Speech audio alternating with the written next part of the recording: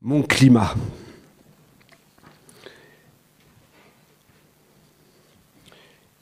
Il y a quelques années déjà, les présentateurs météo, dans leurs prévisions, ont intégré la notion de ressenti quant à la température extérieure. Température 3 degrés au-dessus de zéro, ressenti moins 12, 17 degrés, ressenti 18. Je n'ai pour le moment encore jamais entendu que la température ressentie était identique à la température réelle. Notre ressenti est décidément rebelle. Je serais d'ailleurs curieux de savoir comment est calculé le ressenti de la population, si ces statistiques tiennent compte de la frilosité de chacun, si la personne interrogée porte des bottes ou des espadrilles, si elle a manqué de sommeil dans la nuit qui précède, si elle a perdu son boulot la veille ou gagné au loto, si elle habite en ville ou à la campagne, sa bonne santé mentale et physique, etc., etc., car tout est lié toujours, n'est-ce pas ? La réalité a donc perdu ses billes. Plus de noir, plus de blanc, que du sensible et du subjectif. La science dans ce domaine a donc fait un grand pas dans son désir d'être toujours plus précise, au point de ne plus l'être du tout. Les médiateurs qui tentent de résoudre les conflits entre des personnes le savent depuis longtemps, qui nous apprennent à dire notre ressenti, plutôt que d'assaillir l'autre d'accusations. Je ne reproche rien, je ne te reproche rien, je te dis simplement ce que je ressens lorsque tu agis de la sorte, est en effet un bon début pour éviter de se mettre sur la gueule. Le ressenti individuel ayant supplanté la réalité générale, je me permets donc de donner le mien en toute humilité. Je ne reproche à personne de me faire manger de la merde, mais je tiens à vous dire que je ressens un cancer du sang, des os, du cerveau, du pancréas ou de l'estomac lorsque j'en mange. Je ne reproche pas aux partis politiques traditionnels de ne parler d'écologie que les années bissextiles, c'est-à-dire tous les 4 ans à l'approche de l'élection présidentielle, ou quand le gazon de leurs dirigeants se met à jaunir, mais je ressens un profond malaise d'imaginer que nos enfants, nos petits-enfants et les leurs, accessoirement, payent et vont payer très cher cet irréalisme ou, pour parler trivialement, ce manque de couilles. En effet, je pense que notre plus profond désir à tous pourrait être de laisser l'endroit plus propre que nous l'avons trouvé en entrant. Rien n'est réellement à moi, ni ma petite ou grande maison, mon petit ou grand jardin. Je vis sur un morceau de terre et sous un morceau de ciel qu'on me prête. Je ne suis pas le premier à le dire, quelqu'un me prête ce que je possède. Quelqu'un d'avant, avant, c'est-à-dire personne. Je ne crois ni en Dieu, ni en Yahvé, ni en Allah, je n'ai de carte dans aucun parti, je suis libre de penser et ne crois qu'une seule chose, que le brin d'herbe qui pousse, aussi bien que l'enfant, le caillou, la coccinelle, l'abeille, pour ne parler que d'elle, ou même le moustique, que j'écrase pourtant avec un certain plaisir, parce que quand même il y a des limites, la salade dont je me nourris, la flaque d'eau, ou le bigorneau, la liste est longue, et je vous l'épargne. Bref, que tout ceci m'est offert et que je dois être prêt à le rendre à personne qu'à lui-même. Je ne suis pas un donneur de leçons, juste un militant de peu qui ne se retrouve pas dans la logique consumériste qui semble se foutre de demain. Et je sais ce dont je parle. J'ai moi-même été élevé au biberon de la croissance effrénée des années 70, de la consommation frivole et addictive, avec des parents commerçants qui vendaient toutes sortes d'appareils électroménagers que nous testions à la maison avant de les vendre en magasin. C'était d'ailleurs, je dois dire, assez poilant d'être le cobaye des dernières inventions technologiques, souvent archi-débiles, créées pour soi-disant soulager la ménagère. Ouvre-boîte, presse-fruits ou couteau électrique, mixeur et batteur toutes catégories, robot Marie, robot Jeannette, ultra-cuiseur à 2 vitesses, fer à repasser turbo, four à chaleur tournante, sorbetière à 2 parfums. La fête des mères était la plus grosse journée de l'année. Tous ces objets que j'ai vus de mes yeux revenir quelques mois plus tard, se faire réparer quand on réparait encore, ou atterrir dans les dépôts-ventes parce que la ménagère finissait toujours par se rendre compte mettait beaucoup de temps à trouver la bonne râpe, la bonne presse, les bonnes lames, la bonne brosse, à assembler le puzzle, à tenter une utilisation vaguement concluante, puis à nettoyer à grande eau, essuyer et ranger tout ça dans un placard inaccessible, parce que quand même ça prend un peu de place tout ce petit bordel, avant de finalement atterrir au vide-grenier. Non, je ne suis pas un arriéré, un arriériste ou un refuseur de modernité. J'aime la modernité et ses inventions si elle améliore et simplifie l'ancienneté, si elle n'est pas bouffeuse de kilowatts et si sa vraie raison est de soulager la vie des gens et non de créer des besoins inutiles. On reproche aux soucieux de la Terre et de son devenir d'être catastrophistes, pessimistes, culpabilisateurs, de vouloir revenir à la bougie, mais ce ne sont que des mots. Des mots et de la mauvaise foi, de la controverse qui patine, des combats de coqs politiques, des renvois de patates chaudes, des laisser le boulot à ceux qui vont suivre, de la peur de voir s'envoler nos acquis et se défaire nos habitudes. Ces bonnes vieilles peurs du changement et cette hésitation stérile tuent le désir, tuent la fraîcheur et engendrent la résignation et la morosité. Je participais le week-end dernier à une réunion de famille qui rassemblait plus de 100 personnes qui ne se connaissaient pas toutes. Le placement était libre. Au déjeuner, les convives se sont débrouillés pour se placer entre connaissances. Et puis au dîner, tout le monde, absolument tout le monde, s'est assis par réflexe à la même place qu'au déjeuner. Ce bon vieux réflexe du « j'ai posé une fois mon cul sur cette chaise, alors elle m'appartient ». J'ai personnellement changé de place pour découvrir ainsi de nouveaux visages et de nouveaux discours et j'ai immédiatement été considéré comme le grain de sable qui perturbait la plage. Cette peur ancestrale de ce qui est nouveau ou différent, qui dit non avant de dire oui, nous fragilise et nous abîme. Lorsque cette peur se fissure et se calme, ne sommes-nous pas les premiers à être heureux et fiers d'avoir essayé ? La peur n'est pas le bon moteur. Quand une décision est prise, alors on se retrousse les manches, on solidarise, on transpire ensemble, on se sent intelligent ensemble, on bouge, on essaye, on tente, et la tristesse se dilue. C'est cette joie-là, moi, que j'ai envie de soulever, dire oui, on y va, on fonce, on est courageux, on a du cran. Ne serait-ce pas au fond de cela dont on a envie, d'être surpris et de se surprendre. Le monde associatif est joyeux parce qu'il agit. Il ne tourne pas sur lui-même en agitant des phrases. Son carburant n'est pas l'illusion. Quand des personnes passent une journée sur une plage ou dans une forêt pour y ramasser l'ordure, cela vous paraît peut-être très anecdotique, mais ces gens-là agissent et sont heureux de faire. Ne pas agir rapidement, efficacement, solidairement, politiquement, économiquement, industriellement, est inconscient et absurde. Aussi absurde que de planter des bites sur les trottoirs pour protéger les piétons des voitures qui, par voie de conséquence, empêchent ces mêmes piétons de marcher sur ces mêmes trottoirs. Que de sécuriser les cyclistes sur les voies de bus tout en les obligeant à respirer le trou du cul des mastodontes et son carbonique par paquet de 12.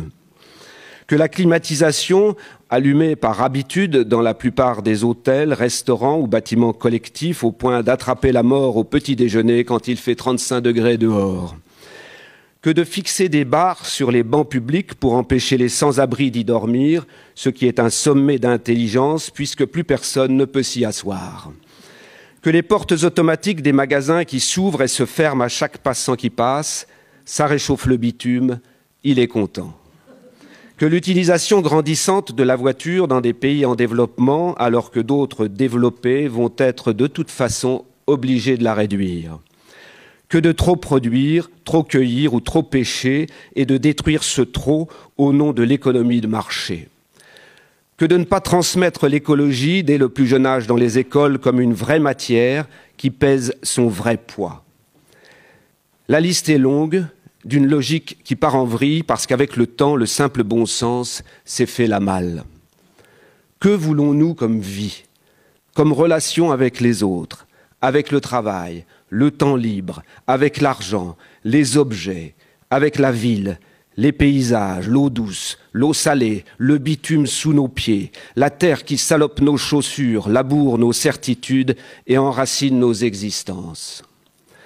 La vraie croissance, d'après moi, est celle de l'être humain qui tente de répondre à ces questions et non celle que les économistes patentés nous enfoncent dans le crâne à coups de massue chaque matin. Les politiques attendent les industriels qui attendent les politiques. Tout le monde s'attend. Et pendant ce mauvais temps ressenti, notre père, notre ami ou notre voisin meurt de ce crabe purulent et pullulant que certains crétins appellent encore une longue maladie. Je leur présenterai mon oncle qui est mort en 3 semaines de cette longue maladie. Nous sentir responsables de nous-mêmes et de ceux qui vont suivre est une chance. C'est ce qui nous rend vivants. L'irresponsabilité rend bête, s'abstenir rend bête, la faute aux autres rend bête, la faute à pas de chance rend inactif, la résignation rend amorphe, la victimisation rend triste. Alors faisons le boulot nous-mêmes, individuellement, 1 + 1 + 1 + 1, car il n'est plus l'heure d'accuser, la liste est en effet trop longue et l'efficacité nulle. Il est juste l'heure de mettre les mains dedans, de faire des toutes petites choses multipliées par des milliards de toutes petites qui montrent le chemin de nos désirs aux politiques peureux, de montrer l'exemple à nos décideurs qui décident si peu parce qu'ils pissent dans la culotte de leur impopularité. Rassurons-les, ils en ont besoin. Montrons-leur qu'ils ne craignent rien, que nous sommes prêts, que nous sommes conscients et fiers de l'être, que nous avons envie de bouger pour nous, pour nos gamins et les gamins de nos gamins, parce que c'est le plus bel héritage que nous leur devons et qu'ils soient fiers de nous. Invitons-les au grand banquet des éléments. La mer monte, monte, monte. C'est l'heure de son déjeuner gourmand. Les îles feront son hors-d'œuvre, les dunes et les falaises sont plats de résistance. Quant au dessert, il dépendra de notre courage à rendre son appétit moins vorace. Plus nous sommes gourmands en énergie, plus elle le sera en appétit. Les preuves sont établies, alors pourquoi tergiverser? Que tout le monde s'active alors. Maintenant, pas dans 2 heures, je pense que maintenant, le monde entier a les preuves en main sur ce climat ressenti et réel, qu'il a assez réfléchi, non? Assez analysé le globe et son échauffement, assez mesuré la hauteur d'eau. Je vous en prie, bougez-vous maintenant les gars, et laissez un peu de place aux filles. Nous on est prêts, les hommes sont prêts. Mettez de la terre et du ciel entre vos dents, mais ne parlez plus la bouche pleine et transpirez de la décision. Tombez les chemises et les cravates pour courir après demain. Arrêtez les ascenseurs et les tapis roulants de l'inertie. Actionnez les manivelles. Allez, mesdames et messieurs, faut aller dans le grand bain. Brassez du concret, stoppez la parlerie, multipliez les muscles et arrêtez de ramper avec la langue. Elle a assez tourné, faut baver du palpable. Et vous aussi, les grands groupes industriels, montrez-nous que vos grands aïeuls étaient paysans et respectez le nuage. Montrez-nous que vous êtes inventifs dans tous les cas de figure. Prouvez-nous que vous pouvez encore gagner votre vie dans la propreté, dans le plaisir de l'arbre et de l'olivier. Indiquez-nous la route, la belle route du collectif et du bien-être. Invitez-nous à boire une tasse en Seine, en Rhône, en Loire ou en Garonne. Arrêtez la compète, arrêtez les coups bas de la libre concurrence. Donnez-nous à voir les coups hauts, ceux qui vous et nous élèvent vers les cimes de la bonne santé de la tête et des jambes. Mélangez vos efforts, multipliez et additionnez vos recherches pour être fiers de vous-même et vous raser avec joie chaque matin devant le miroir. Arrêtez la peur du lendemain qui vous serre le bide et dessert nos pancréas fragiles. Intéressez-vous aux hommes, à leur chair, à leur peau, à leur cœur, plutôt qu'à leur retraite anticipée et à leur porte-monnaie. C'est de vous, entre autres, c'est vrai. Mais quand même, que doivent venir des milliers de solutions techniques et encourageantes qui caressent la terre dans le bon sens, le sens du vent porteur, porteur d'idées, de fantaisies singulières et salutaires. Et vous aussi, médias, de toutes couleurs et de toutes formes, je vous en prie, pédagogisez les infos. Nous ne sommes que d'éternels enfants. Offrez-nous de beaux exemples. Nous avons besoin d'admirer pour imiter. S'il vous plaît, déployer les gorges de ces inconnus qui inventent de l'alternative positive tous les jours au réveil. Il y a des milliers de conquérants dans l'ombre qui ont arrêté la glose et creusent des solutions à main nue, à main propre. Nous voulons les connaître, nous, vos chers auditeurs, entendre leur souffle, leurs gestes, leurs idées qui transpirent, la sueur perlée de leur conscience. Ils s'en foutent, eux, du ressenti du climat, de la langue de bois déracinée de certains de nos élus et de l'info des kilomètres de bouchons au petit matin. Eux, ils avancent dans le réel et dans le pragmatique avec des initiatives qui imposent le respect et soulèvent les casquettes. Ces hommes-là, qui ont décidé le bonheur de faire et de créer, de prouver que le pire n'est jamais sûr, n'attendent plus rien de quiconque. Ils cultivent, ils cherchent jour et nuit, prennent de l'avance sur les vieilles habitudes, inventent un autre confort, une autre cohérence, une autre philosophie, un autre art de vivre moderne et sans frontières. Oui, ce sont ceux-là que j'ai envie d'écouter, avec mes oreilles bien ouvertes et disponibles. C'est avec ceux-là qu'il faut faire des unes et qu'il faut faire du bruit. Ce sont ceux-là qui, bouche fermée, nous ouvrent la voie du beau, du bon, et que la terre remercie au crépuscule. Non, ce ne sont pas les polémiques politicardes et vulgaires encombrant les ondes qui me nourrissent. Elles assiègent quotidiennement notre intelligence et caricaturent l'engagement.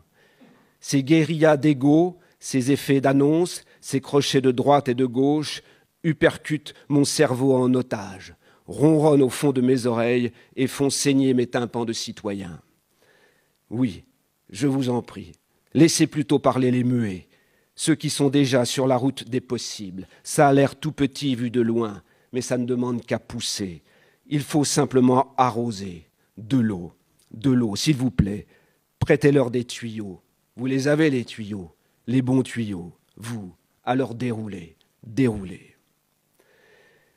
Quant à moi, je vais continuer ma petite œuvre de ma petite vie, de petit militant, en essayant de raboter mes petites et grandes incohérences.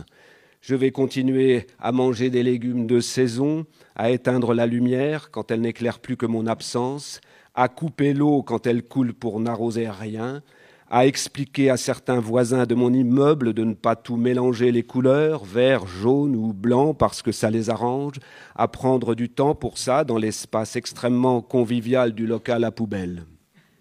Voyez, que des petites conneries de tous les jours que mon père, qui ne votait pas écologique, mais qui vivait logique, m'a transmises. Et à rouler, pédaler, pédaler encore et encore avec ma 2 roues. Oui, il faut que je vous parle d'elle, de mon grand amour, la 2 roues, que je chevauche depuis tant d'années sous tous les cieux. Rouler à tout va, rouler à tout vent, d'ouest, de norois, de surois, ceux qui ont du souffle et de l'ambition, ceux de chez moi qui m'apportent les bonnes nouvelles du monde, ceux qui vont plus vite qu'ailleurs, qui ne laissent pas de traces et réinventent le ciel. Ciel poussé par le ciel. Ça bouge, ça s'envole, ça fuit, foule, défoule et renverse, ça explose et ça gueule. Entier et sans entourloupe, ça a traversé tout un océan pour sculpter la pierre, inventer les reliefs et les caractères. Oui, rouler sur ma 2 roues pour faire fondre la boule que j'ai au fond du ventre et toucher du doigt les jours meilleurs.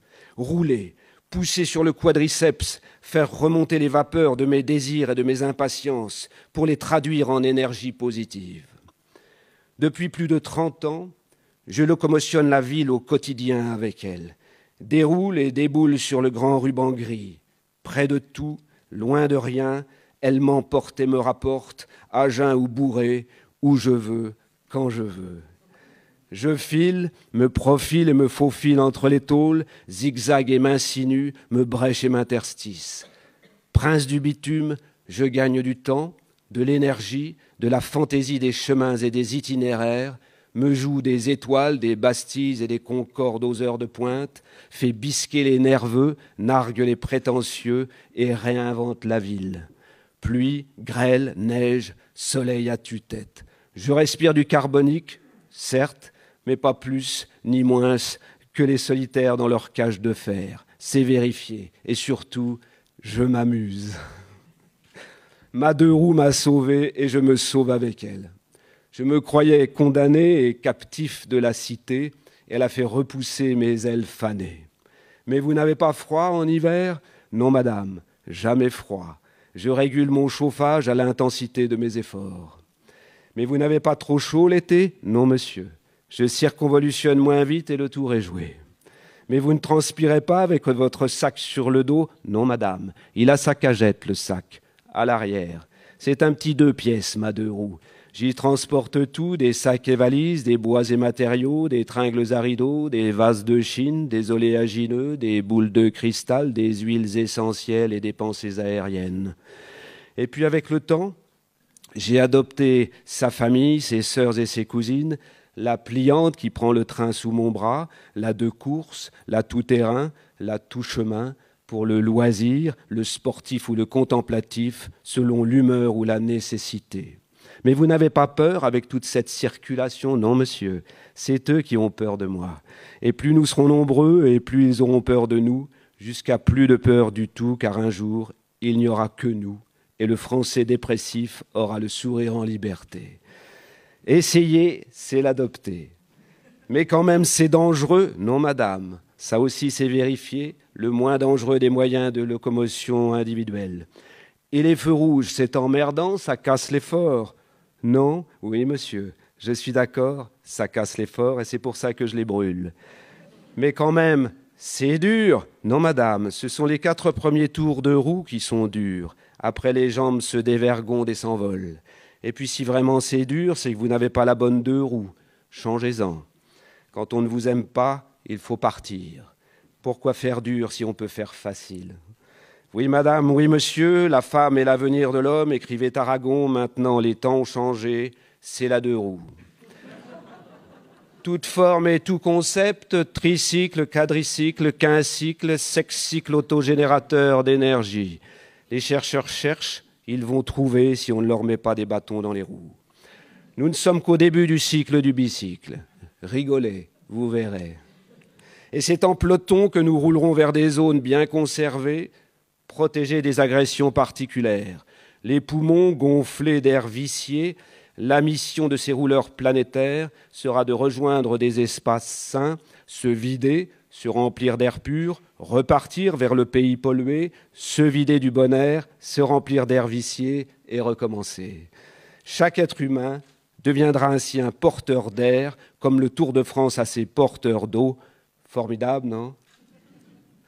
Mesdames et messieurs, je vous remercie d'avoir écouté ce discours un peu dispersé, parfois un peu digressif aussi, mais aussi, au fond de moi, jamais confus, car tout est lié à jamais.